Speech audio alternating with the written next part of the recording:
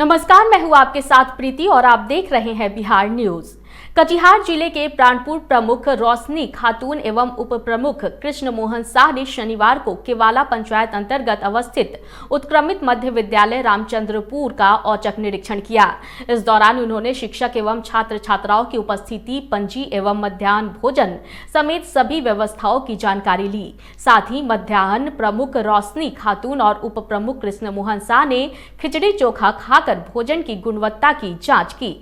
आज ग्रामीणों के द्वारा कई दिनों से मुझे शिकायत दिया जा रहा है कि यहाँ रामचंद्रपुर स्कूल में मैंने बहुत मनमानी तरीके से मध्याह्न भोजन चलाया जा रहा है। यहाँ का मैंने जो पठन पाठन है वो नहीं चल रहा है। तो आज मैंने निरीक्षण किया ग्रामीणों के द्वारा, तो सब ठीक ठाक पाया गया। बस बच्चों की अनुपस्थिति में थोड़ा गड़बड़ी पाया गया। जैसे कि हाजिरी में जब टोटल हम निरीक्षण किए 1 से 8 तक तो 216 था, और बाद में जब हम हर क्लास में जाके बच्चे को जोड़े तो कितना पाया गया, 138 बच्चे पाए गए। बाद बाकी भोजन सब एकदम परफेक्ट है, सब ठीक लगा। और भोजन भी आप खाए कैसा? हाँ, हम टेस्ट किए, भोजन बहुत अच्छा लगा। जो कि बच्चे का उपस्थिति जो होना था वो उपस्थिति नहीं मिला। उसके बाद खिचड़ी का हम लोग चेक किए, जो आज खिचड़ी था, चोखा था, हरी सब्जी था, जो कि हरी सब्जी भी अच्छा उसमें डाला हुआ था, चोखा भी था। और उसके बाद हम लोग सब बैठ के एक साथ खाए भी, चखे भी, बहुत अच्छा स्वादिष्ट था। स्वादिष्ट में कोई कमी नहीं था। दूसरा, हमने हर शिक्षक वर्ग व शिक्षक को दिशा निर्देश दिए, आप कम से कम पोषक क्षेत्र जाइए, बच्चे का उपस्थिति लाइए, क्योंकि आपको रखा गया है बच्चे को पढ़ाने के लिए। आप पोषक क्षेत्र में अभिभावक को जागरूक कीजिए, जो कि अपने बच्चे को भेजे, अब पठन पाठन सही रूप से चले। अररिया के जिला परिषद भवन में जीप अध्यक्ष की अध्यक्षता में स्थायी सामान्य समिति की बैठक का आयोजन किया गया। इस बैठक में आय का स्रोत बढ़ाने को लेकर समीक्षा की गई। इसके साथ ही जिला परिषद के अन्य विभिन्न एजेंडों पर भी चर्चा की गई। साथ ही संविदा पर बहाल कर्मचारियों का 6 माह कार्य सीमा बढ़ाने का निर्णय लिया गया।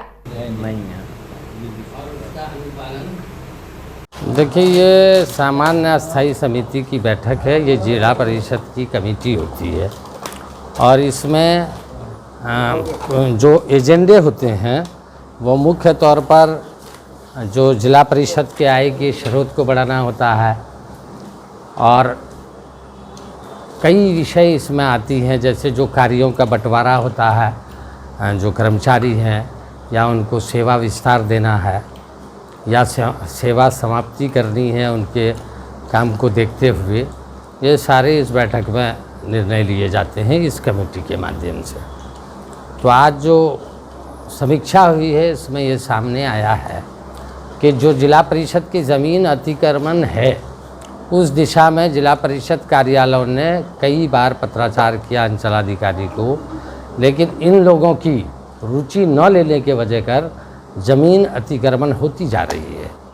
तो हम लोगों ने ये भी निर्णय लिया है कि इस तमाम की लिस्ट और रिक्वेस्ट जिला पदाधिकारी को भेजें, ताकि जिला पदाधिकारी महोदय के माध्यम से भी इस पर प्रॉपर एक्शन हो जाए, तो अतिक्रमण को मुक्त कराने में हम लोग सफल हों। बिहार सरकार के उप मुख्यमंत्री तेजस्वी यादव ने बिहार को विशेष राज्य का दर्जा देने की मांग एक बार फिर से उठाई है। उन्होंने कहा कि इंफ्रास्ट्रक्चर में बिहार लीड कर रहा है। ऐसे में अगर केंद्र सरकार का सहयोग मिल जाए और बिहार को स्पेशल राज्य का दर्जा मिल जाए तो 2 साल के अंदर बिहार टॉप 5 राज्यों में पहुंच जाएगा। इस दौरान उन्होंने यह भी कहा कि बिहार में 38 जिले हैं, जिसके लिए केंद्र ने सिर्फ 7 करोड़ 35 लाख रुपए दिए हैं। इस दौरान तेजस्वी यादव ने और क्या कुछ कहा है, आप सुने। भाई, जो अनुशंसा जो आई है 15वीं, आप सोचिए 38 हमारा हेडक्वार्टर है, मात्र 7 करोड़ 35 लाख रुपए मिले अनुशंसा की गई है, तो उसमें कहाँ बिहार का कुछ होने वाला, आप ही बताइए ना। तो ये सारी चीज़ें तो हैं। और आप बताइए, इंफ्रास्ट्रक्चर के मामले में, इंफ्रास्ट्रक्चर में हम लोग जो है सबसे अच्छे रैंक में है। बिहार स्टेट जो है सबसे आगे है इंफ्रास्ट्रक्चरल डेवलपमेंट में। We are the leading state. तो इतनी बड़ी बात है, तो थोड़ा सहयोग अगर मिलेगा केंद्र से, बिहार को अगर विशेष राज्य का दर्जा मिल जाए, तो बिहार आप देखिएगा 2 सालों के अंदर जो है कहाँ टॉप 5 राज्यों में जो है पहुंच जाएगा, लेकिन विशेष राज्य का दर्जा नहीं मिलता। बिहार के साथ तो पक्षपात हो ही ना रहा है, आरोप लगा रहे हैं ना। एकदम एकदम इसमें। अरे भाई आरोप नहीं लगा रहे हैं, आपको जो हकीकत है 15वें आपको एविडेंस के साथ बोल रहे हैं, तो ये स्थिति है। राजगीर में श्री गुरु नानक देव जी का 554वां प्रकाशोत्सव समारोह के अंतिम दिन मुख्यमंत्री नीतीश कुमार राजगीर पहुंचे, जहां गुरु नानक शीतल कुंड पहुंचकर नवनिर्मित गुरुद्वारा एवं यात्री निवास का उद्घाटन किया। इसके पूर्व मुख्यमंत्री नीतीश कुमार ने गुरुद्वारा में मत्था टेका और उसके बाद बिहार में अमन, चैन एवं तरक्की की कामना की। इस मौके पर मुख्यमंत्री नीतीश कुमार ने गुरु नानक देव जी के जीवनी पर प्रकाश डालते हुए कहा कि गुरु नानक देव जी राजगीर में कई सालों तक प्रवास किए थे। और ये जो है राजगृह, आजकल राजगीर कहते हैं, तो ये तो बहुत ही पौराणिक स्थल है, सबसे पुराना स्थल है। और देख रहे हैं चारों तरफ 5 जो यहाँ पर है तो पहाड़ है। अब उसमें पहले कम था वृक्षारोपण, सब करवाया गया। अब आजकल देख लीजिए कितना बढ़िया है, तो सब तरह का इंतजाम है। अब कितने टूरिस्ट आ रहे हैं, सब लोगों के लिए व्यवस्था की जा रही है, सब कुछ देख रहे हैं। अब बहुत जल्दी यहाँ पर हम लोग गंगा जल पीने के लिए राजगीर के सभी निवासियों को और जितनी संस्थानें हैं उन सभी जगहों पर हम लोगों के लिए पहुँचाने जा रहे हैं। बहुत जल्दी आप समझ लीजिए इसी महीने कुछ ही दिन के बाद, और उसके लिए इसलिए कि यहाँ वाला तो कंप्लीट हो गया। खबर मसौढ़ी से है, जहां मसौढ़ी की जनता ने आरओबी की निर्माण कार्य में विलंब से चिंता जताई है। स्थानीय जनता का कहना है कि मसौढ़ी रेलवे गुमटी पर आरओबी का निर्माण नहीं होने से प्रत्येक दिन मसौढ़ी में जाम की समस्या बनी हुई है। स्थानीय जनता ने सरकार और रेलवे प्रशासन से आरओबी का निर्माण अतिशीघ्र कराए जाने की मांग की है, जिससे मसौढ़ी की जनता को जाम से निजात मिल सके। मसौढ़ी जो है वो जामों का शहर बन गया है। देखिए इस नज़ारे को, बहुत ताम झाम के साथ 2019 लोकसभा में जो चुनाव होने वाला था, उस चुनाव के वक्त बिहार सरकार के माननीय पथ निर्माण मंत्री नंदकिशोर यादव और भाजपा के पाटलिपुत्र सांसद एवं पूर्व केंद्रीय मंत्री रामकृपाल जी के द्वारा इसका रूपरेखा तैयार किया गया। पुल क्यों नहीं बन रहा है, क्या कारण है, जनता कब तक पिसते रहेगी? तो आइए मेरे साथ जुड़े हुए हैं युवा नेता मसौढ़ी अश्वनी कुमार उर्फ गोल्डी। क्यों नहीं पुल बन रहा है जी? ये पुल में तो सबसे बड़ा उदासीनता हमारे पाटलिपुत्र के सांसद रामकृपाल जी का दिखता है। यहाँ पे उन्होंने उद्घाटन किया, वो वोट बैंक बनाने के चक्कर में मसौढ़ी रेलवे कैंपस का उद्घाटन करवाया। पथ निर्माण मंत्री आज जैसे आपने कहा, हम लोग भी देखा, जनता भी देखा, उस दिन को तो वोट तो कर दिया आदमी, लेकिन अभी तक इसका एक पाया बनवा के उसके बाद इनका कोई दिखता नहीं उनका काम। और आते हैं जब इन सब बात करते हैं जनता लोग कि पुल कब बनेगा, तो गोल मटोल बात बनाते हैं कि हाँ आज बनेगा, वहाँ कागज गया, वहाँ कागज गया, वहाँ कागज, बस यही उनका काम है। सुना जा रहा है या बताया जा रहा है कि नया अलाइनमेंट लागू हुआ बना है इस पुल के लिए, क्या है? हाँ, ये तो हमने भी सुना कि अलाइनमेंट तैयार हुआ। हम लोग ने कुछ दिन पूर्व में एक बैठक किया था गांधी मैदान में। इसके 2 दिन बाद ही हमारे पाटलिपुत्र के सांसद रेल मंत्री अश्वनी वैष्णव से मिले थे जाके, और उन्होंने नया अलाइनमेंट का बताया। लेकिन अभी तक हम लोग को पता नहीं चला फाइल है तो कहाँ है। वहाँ जाते तो वहाँ से वहाँ किया जाता, वहाँ से वहाँ कहा जाता है। तो हमें तो पटल पे चाहिए काम ना, हमें कागज पे काम नहीं चाहिए, पटल पे चाहिए। जनता उग्र हो रही है। अब पटल पर काम दिखनी चाहिए, कागज से क्या मतलब? नया अलाइनमेंट हो या पुराना हो, पुल तो बनना चाहिए, पुल तो बनना चाहिए, बिल्कुल बनना चाहिए।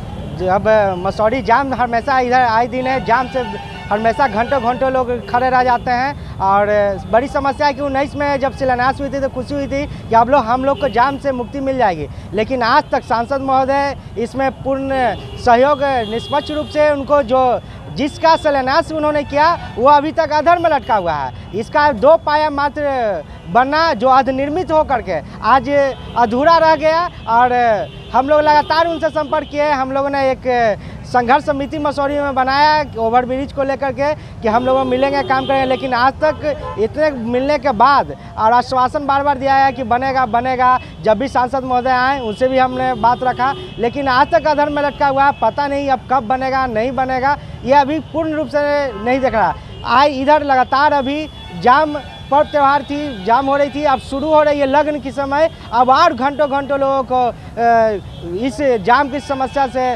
झेलना होगा। आए दिन मसौढ़ी में स्कूल के छात्र हो, चाहे एम्बुलेंस हो, इधर से जिनको आकस्मिक घटनाएं हो जाती है, जानी होती है, वो बिल्कुल एकदम घंटों घंटों यहाँ गुमटी पे फंसे रह जाते हैं। ये बहुत दुखद है।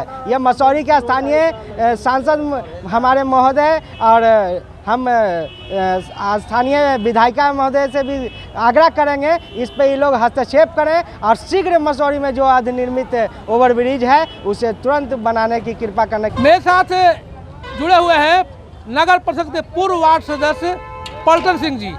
चूँकि ये समाजसेवी भी हैं और बढ़ चढ़कर भाग भी लेते हैं, तो आइए हम सीधे जुड़ते हैं पलटन सिंह से कि पलटन सिंह ही बताएंगे कि क्यों नहीं पुल बन रहा है। चूँकि पलटन बाबू पुल क्यों नहीं बन रहा है? पुल तो हमारा कार्यक्रम शुरू हुआ था, एमपी साहब के द्वारा दिया गया था, लेकिन कुछ निजी स्वार्थ के चलते इस काम को लोगों ने बाधित कर दिए थे। तो हम लोगों ने एक आरओबी का एक हम लोग एथी बनाए थे, कमेटी बना था, और आज से लगभग 3 माह पूर्व हम लोग हाजीपुर में मिले और वहाँ से फिर हुआ कि भाई आप महेंद्रू जाकर मिले।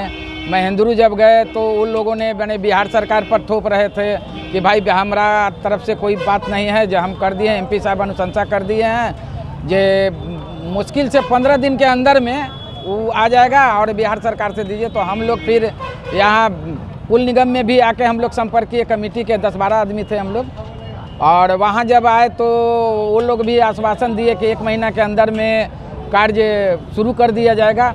लेकिन दुर्भाग्य है कि अभी तक नहीं हुआ है। यहाँ तक कि हम लोग पुल निगम में गए थे तो जनता दल यू के जिला उपाध्यक्ष के नाते हमारे एक कमेटी का मेंबर भी थे, हम लोग पार्टी कार्यालय उनसे भी जाके मिले थे रामुचित कि से भाई यथाशीघ्र कर दिया जाए। लेकिन अभी तक क्या हो गया है समझ में नहीं आ रहा है। कुछ लोगों का कहना है कि फाइल हमारे डिप्टी सीएम के पास पहुंचा हुआ है, तो हम लोग 1 सप्ताह में उनसे संपर्क करते हैं और इस कार्य को आगे बढ़ाने का कार्य करेंगे। मधुबनी की बेनीपट्टी थाना पुलिस ने सलहा गांव में बड़ी कार्रवाई की है। पुलिस निरीक्षक सह थाना अध्यक्ष सीताराम प्रसाद के निर्देश पर एसआई रामचंद्र प्रसाद, सूरज कुमार, एएसआई शेषनाथ प्रसाद एवं संजीत कुमार दल बल के साथ सलहा गांव के एक बधार में कार्रवाई कर 500 बोतल नेपाली देसी शराब के साथ तस्कर राकेश कुमार मंडल को धर दबोच लिया है। हालांकि अन्य तस्कर भाग निकलने में सफल रहे, जिन्हें पुलिस चिन्हित करने में जुट गई है। कार्रवाई में पुलिस टीम ने 3 बाइक भी जब्त किए हैं। खबर रोहतास जिले से है, जहां सासाराम के चिनारी थाना क्षेत्र के कर्पूरी चौक पर ऑटो चालकों ने सड़क जाम कर दिया। इन लोगों का कहना है कि एक पुलिसकर्मी द्वारा ऑटो चालक की पिटाई हुई है, इसके खिलाफ वे लोग विरोध दर्ज कर रहे हैं। ऑटो चालकों का कहना है कि आए दिन पुलिसकर्मियों द्वारा ऑटो चालकों से मारपीट की जाती है, जिससे इलाके के ऑटो चालक काफी परेशान हो गए हैं। आज फिर एक ऑटो चालक की बेदर्दी से पिटाई कर दी गई, जिससे ऑटो चालक को गंभीर चोट लगी है, जिसके बाद नाराज ऑटो चालकों ने चिनारी के कर्पूरी चौक को जाम कर दिया तथा दोषी पुलिसकर्मी पर कार्रवाई की मांग की। उनके सिपाही ने हम लोग को धमाहिल कर दिया। अच्छा, बहुत गाड़ी को क्षति हो गया है, शीशा मार के फोड़ देता है, मार कर फूट गया बहुत गाड़ी का। ड्राइवर को अंधेरिया मारता है, ड्राइवर को अंधेरिया मारता है, तो मारता है। आप लोगों का मांग क्या है? उनका बदला और हम लोग को जो गाड़ी क्षति किया उसका दंड भोगे, ट्रांसफर हो। इस वक्त की बुलेटिन में फिलहाल इतना ही। मुझे दीजिए इजाजत, लेकिन देखते रहे बिहार न्यूज। नमस्कार।